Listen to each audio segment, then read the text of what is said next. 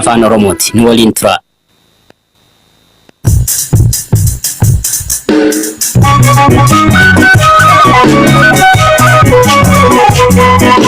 Akka mul'atan dhaggeeffattoota keenya sagantaan BBC Afaan Oromoo magaalaa Naayiroobii irraa kallattiin darbu eegaleera. Sagantaa irraa kan isiniif dhiyeessu ana Firaafoolii Dhugaasaadha. Sagantaa keenya irraa keessatti dhimma rakkoo nageenyaa Finfinneetti kaleessa galgala bakka sagadaatti uumame.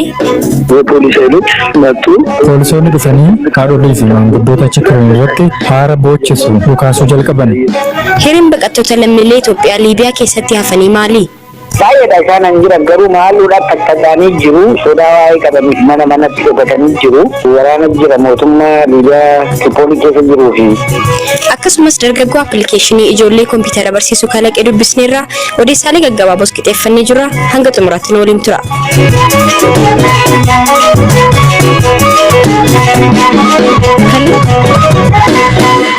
Kaleessa galgala halkan walakkaa magaalaa Finfinnee naannoo Haayolat jedhamee beekamutti bakka sagadaa waliin wal qabatee rakkoo nageenyaa uumameen lubbuun namoota lama darbeera.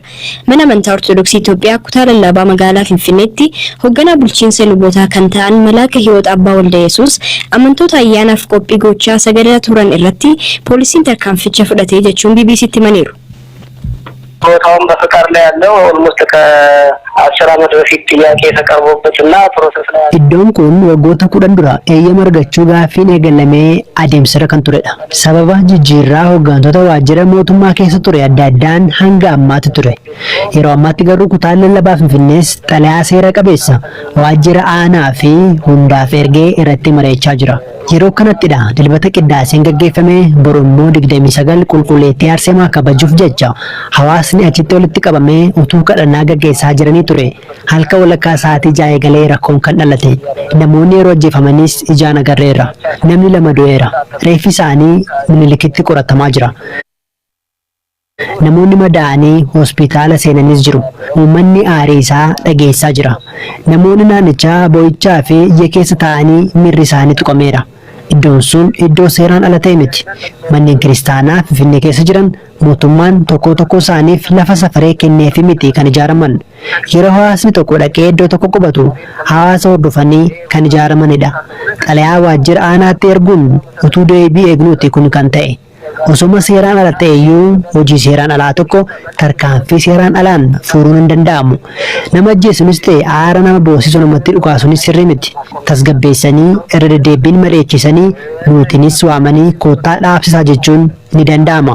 አዋይቶ አካባቢውን ከኛ ጋርም ተደጋጋሚ ውይይት አድርጎ እኛንም ኑና አስቆሙልን ማለት ይቻላል። kanneen ajjeefaman keessaa tokko Mikaa'el Faanos nama jedhamu ta'uu kan dubbate soddaan isaa Maharii Hagos nama homaa qabatee hin turre rasaasaan ajjeesanii jechuun BBC'tti himeera.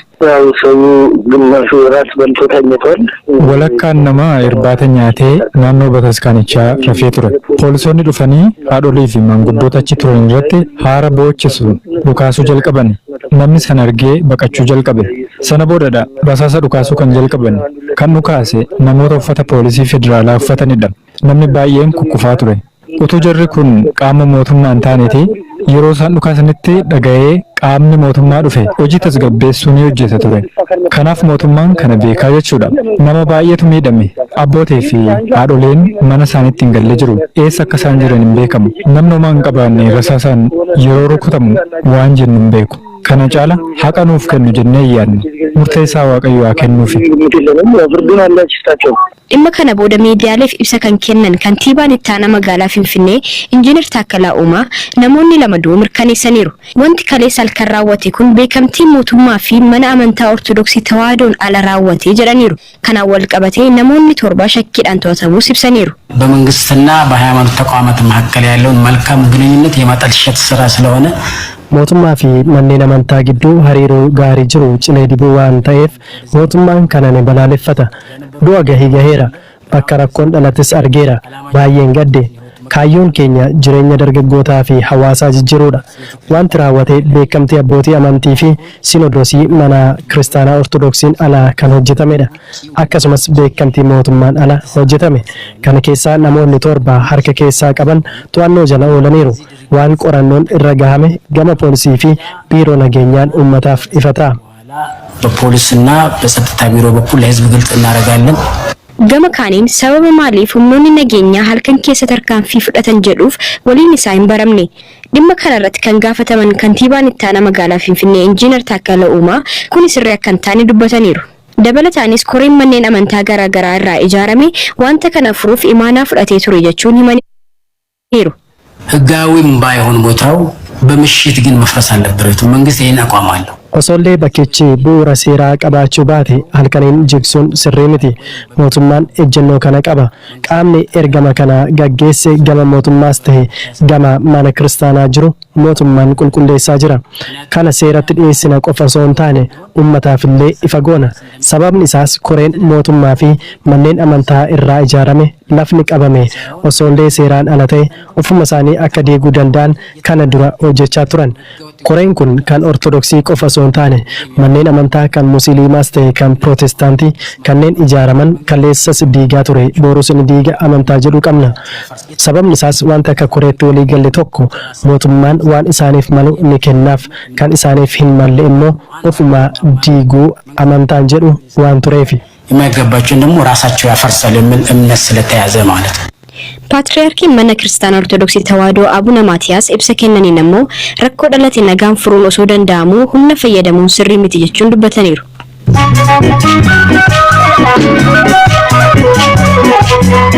BBC Afaan Oromooti kan hordofaa jirtanii amma immoo oduun gaggabaabsee isinitti himaa ani hirphaa gammachuutiin. Lammiileen Itoophiyaa sadii fi lammiin Chaayinaa tokko dhukkuba kooroonaa vaayirasiin shakkamuun saamunni isaanii gara Afrikaa kibbaatti ergamee ture bilisa ta'uu isaanii Inistituutiin Eegumsa Fayyaa Hawaasaa Itoophiyaa har'a beeksise. Namoonni biroo afuris kanaan dura shakkamanii qorannoo sanaan booda bilisa ta'uun isaanii ni yaadatama. Chaayinaatti balali'uu dhaabuun dhukkubicha Itoophiyaatti akka hin dhufne ittisuu jechuun miti jedhan hojii gaggeessaa olaanaan daandii qilleensaa Itoophiyaa. Obbo Tolde Gabramaariyaam FBC'tti akka himanitti falli jiru imaltootaa fi hojjettootaaf eegumsa taasisuudha jedhan. Daandiin qilleensaa Itoophiyaa torbanitti si'a 35 gara Chaayinaatti balali'a. Fiigicha fageenya dheeraa fi giddugaleessaa irratti Itoophiyaa bakka bu'uudhaan Olompika Riyoo dabalatee dorgommiiwwan gurguddoo hedduu irratti kan hirmaate atileet Abbaadii Addis ganna 22tti du'aan boqote. Sirni awwaalcha Abbaadii boruu Maayica'utti raawwatama. Xiyyaarri Tarkii imaltoota 171 fi balalistoota 6 qabatee Istaanbul karaa ka'umsaa irraa maquudhaan iddoo sadiitti cabe. Ministeerri geejjiba biyyattii namarra balaan du'aa qaqqabee akka hin jirre ibseera. Namoonni 21 muddamaan gara hospitaalaa geeffamaniiru. Mana maree bakka bu'oota pirezidaantii jiruudhaan himataman Trump wayita haasaa dhageessuudhaaf mana marichaa dhufanitti afyaa'een mana marichaa harka fuudhuu didanii haasaa isaanis addaan kutuun himameera. Ugandaan imaltoota Chaayinaa irraa buufata xiyyaara biyyattii seenan sakatteensa kooroonaa vaayirasiif guyyoota 14f adda fuudhuu beeksifte. Lammiileen Chaayinaa 44 sakatteensa kanaaf addatti fo'amuus ministeerri fayyaa biyyattii ibseera. Finland boqonnaa hojii dubartootaaf kanaan dura kennitu warra dhiiraafis akka kennuu jalqabdu beeksifte.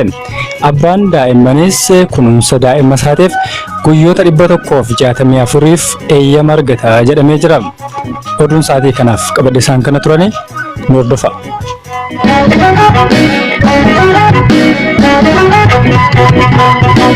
Dargaggoo Naataan Daamxoo magaalaa Finfinneetti dhalatee guddate. Durumaan jaalalaa fi fedhii beekumsa teekinooloojii kan qabu Naataan Yuunivarsiitii Finfinneetti barnoota kompiitaraa barachuun appilikeeshinii B-Blockii jedhamu hojjeteera. Appilikeeshiniin isaa kun karaa bohaarsuun ijoollee saayinsii kompiitaraa kan barsiisudha.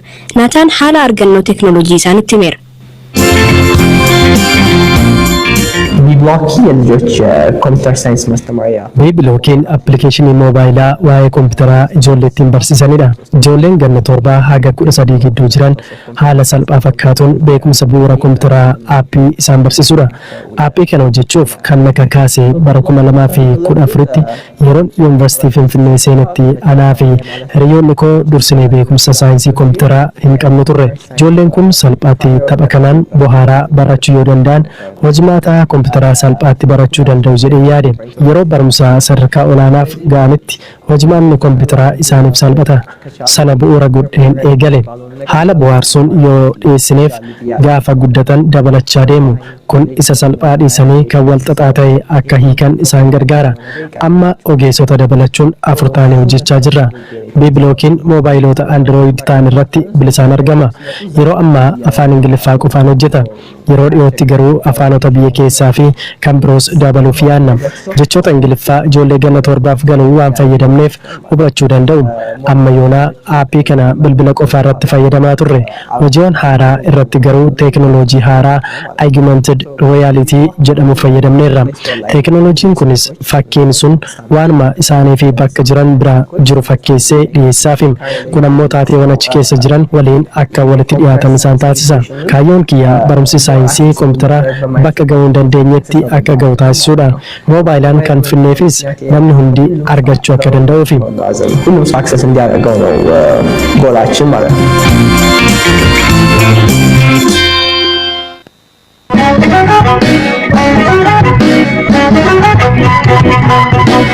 Lammiileen Itoophiyaa waggoota muraasa dura jireenya fooyya'aa argachuuf jecha biyya baqatanii Liibiyaa jiran kaampii baqattootaa keessaa ba'uu qabdu waan jedhamaniif rakkoo keessa jiraachuu himu. Dhaabbata biyyoota gamtoomaniitti dhimma baqattootaa kan hordofu UNHCR ibsa torban darbe baaseen sababa rakkoo nageenyaa biyya Liibiyaa keessa jiruun buufata baqattootaa Tiripoolii cufuusaa beeksiseera.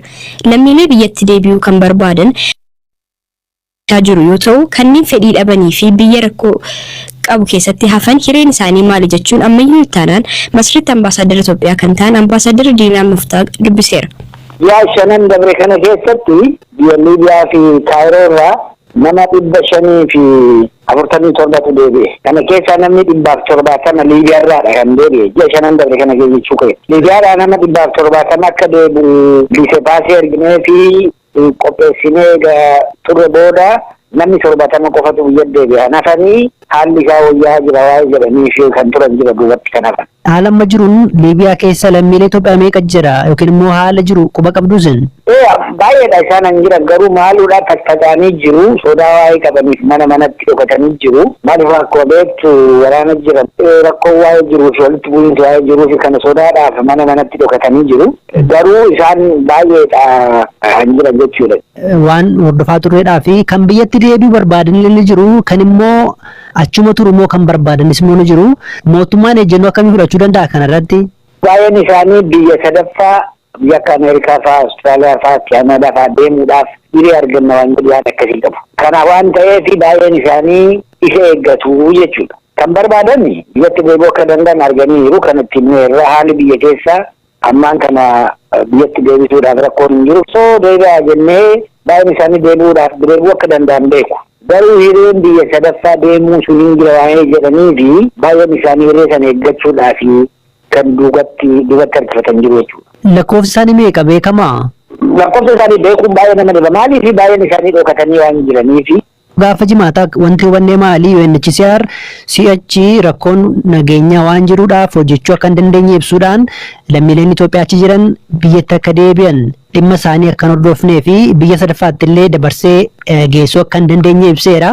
Kanaaf hireen isaanii maali? Namni simmiidhu waan hin jirreef galuu dandeetta. Ammaan kana biyya sadaffaa isin barbaaduu hin dandeenye wanni jedhamu. Haa himamu malee baay'een isaanii hin fudhanne wanta kana. Jechuun deemuu dandeenya yaadni kun jijjiiramuu danda'a waan jedhu waa'ee qabanii fi haala kana callisanii tuma warra laalantu jira jechuudha. Kanaafuu tarkaanfii akkamii fudhachuu danda'a embaasiin keessan? Wal embasiin humnaan galchuu hin barbaadus hin barbaachisu. Humnaan wanni goonu hin jiru fedhiidhaan. Wanni danda'u gorsuudha, gargaaruudha, qajeelfama kennuudhaafi jechuudha akka deemuu yeroo barbaadan haala micheessuudhaaf dokumentii itti laatu waan akkasii. UNHCR murtii akka irra gahuu isaa isin quba qabduumi? Wal inni nama malee ofiishaalee wanti kominikeetii godhan. Dhaggeeffattoota keenya sagantaan keenya irraa kanumaan xumurreera. Sagantaa irraa kan qopheesse ammayyuu taanaa kan dhiyeesse ammoo waan afraaf olii dhugaasaadha. Guyyaa booruu sagantaa biraa walitti deebina halkan gaarii qabaadha.